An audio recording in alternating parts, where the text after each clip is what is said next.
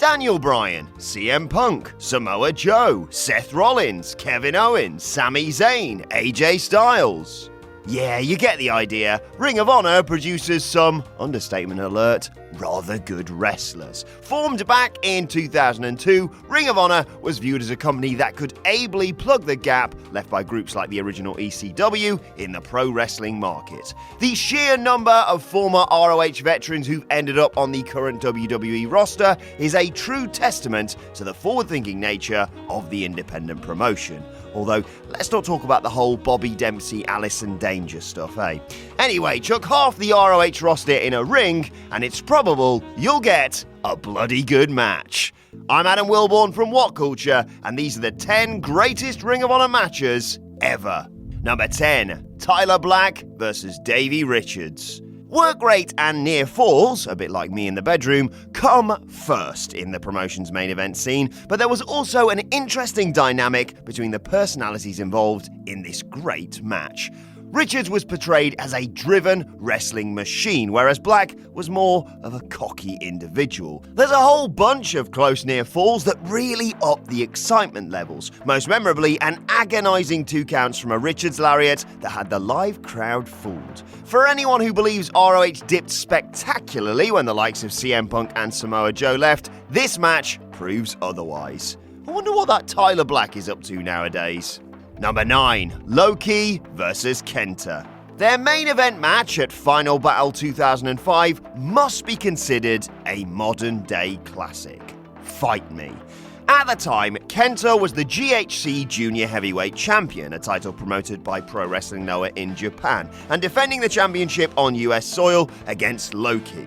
Big things were expected, and mother of God, did they deliver. There's an insane pace developed early in the match, and the finishing sequence is wonderfully slick.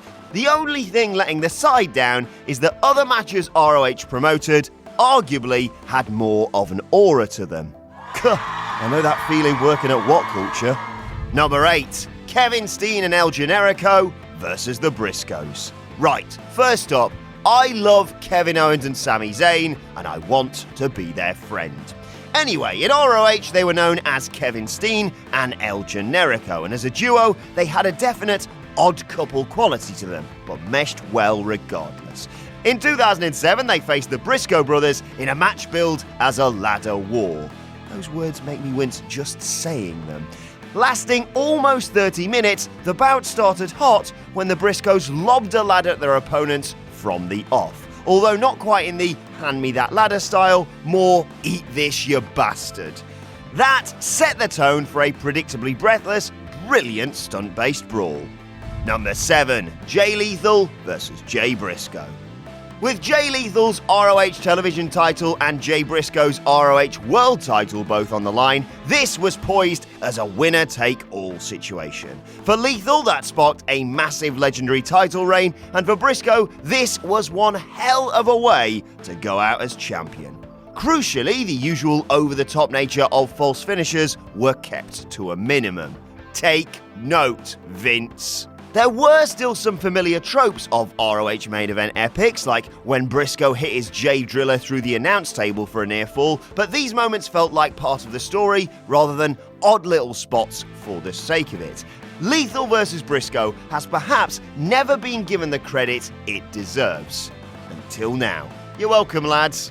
Number 6, Austin Aries versus Bryan Danielson. It's fair to say that Austin Aries isn't in many people's good books right now.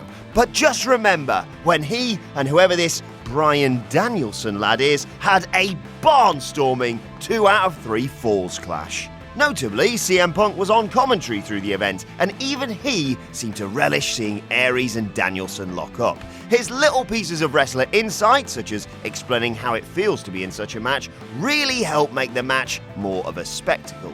Danielson tapped to his old cattle mutilation hold first before turning the tables on Aries to win the second fall. From there, Aries eventually won the bout at a whopping 76 minutes. Wipe me dry. Number 5, Bryan Danielson versus Nigel McGuinness. What helps this match stand out most is that it's the only one on this list to take place in the United Kingdom. God save our grace. Much like many classic Ring of Honor main events, it wasn't necessarily the end result that this one will be judged on by the fans. And no, I'm not just saying that because the English bloke lost. Putting over the warrior spirit of his peer, Danielson beat McGuinness unconscious with brutal elbows at the end of the match. Wouldn't mind doing that to a few in this office, to be honest. There's a special feel to the match, mainly down to the rowdy crowd and unique atmosphere. That would have counted for nothing if the action hadn't been as strong once the bell rang.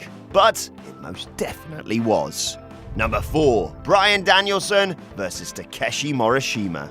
Unlike many others examined during this collection, Danielson's match at Manhattan Mayhem 2 in August 2007 was an example that differences in size shouldn't restrict world-class wrestlers from putting on exciting matches. Here's Vince McMahon's reaction to that statement. Something that's since become infamous is that Bryan suffered a detached retina in one of his eyes during the match, wrestling for a considerable length of time with the injury. This injury, whilst grisly, did only add to the big fight feel on offer. Morishima's brutal strikes were a feature, and Danielson consistently relied on stiff kicks to try and cut the big man down. The fact he failed is highlighted by the Japanese wrestler's victory, one which made him look even more unstoppable. Later rematches are memorable, but this first singles affair between the pair has to go down as one of the greatest in ROH history. Number 3, Samoa Joe versus Kenta Kobashi. One of the most hyped matches in Ring of Honor history, Joe versus Kobashi was so anticipated that the entire event was named exactly that. In Kobashi's first match on American soil ever, the intensity was unbelievably high. At one point in the bout, the Japanese wrestling legend hit a viciously long series of chops to Joe's chest. Here is a quick recreation.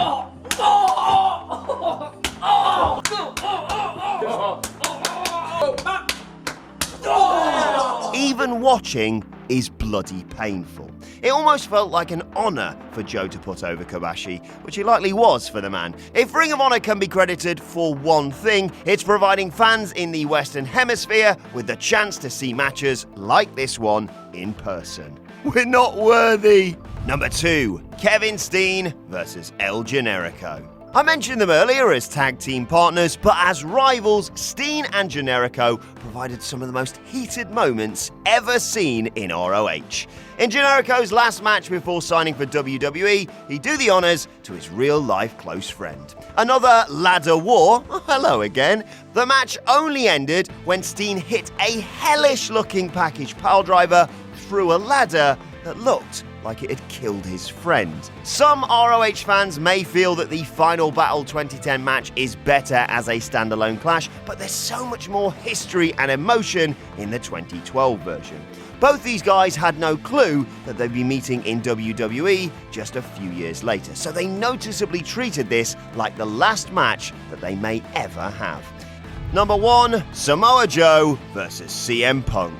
Nowadays, 60-minute matches aren't quite so common, partly due to the fact that they'd stretch attention spans beyond their limits in the modern era. Come on lads, I got stuff to do today. That didn't stop CM Punk and Samoa Joe from delivering for an entire hour at an event named after their showdown in October 2004. As the defending ROH World Champion, Joe went into the bout looking like one of the most dominating pro wrestlers on the planet. Punk felt like a definite underdog, but he'd already been booked to take the champion to the limit before.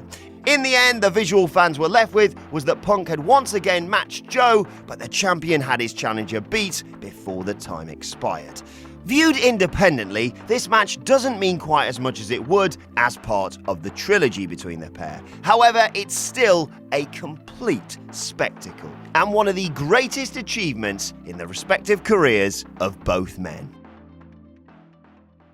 Hello WhatCulture, my name is Simon Miller and today I have an announcement so big, so huge, it's gonna shatter the very foundations of your life to the point you may need to phone up a friend and say, I don't even know who I am anymore, I have just heard the news. Have you heard the news? I've heard you out there. I've seen you've been commenting. I've read your tweets. And I can now officially let you know that if you do enjoy Raw ups and downs, if you do enjoy SmackDown ups and downs, that now you'll be able to set your watches to them. You'll be able to make notes in your calendars because we're gonna have an official time for when they're gonna go live. I know, massive. So Ups and Downs for Raw will go live at 2 p.m. GMT, that's British time every Tuesday, and they will go live at 2 p.m. GMT every Wednesday for SmackDown. So you don't have to be aimlessly walking around anymore going, what do? I want to know what got up and what got down and what Seth Rollins did or what AJ Styles is up to. Now you know, 2 p.m. GMT Tuesday, 2 p.m. GMT Wednesdays, Ups and Downs coming at you in the face. I realize what I just said, retract that, keep moving on, and I hope to see you there soon. And I hope that we build an audience so big that if I ever wanted to march an army anywhere in the world, I could, and we'd call it the Ups and Downs Army because I haven't come up with a better name.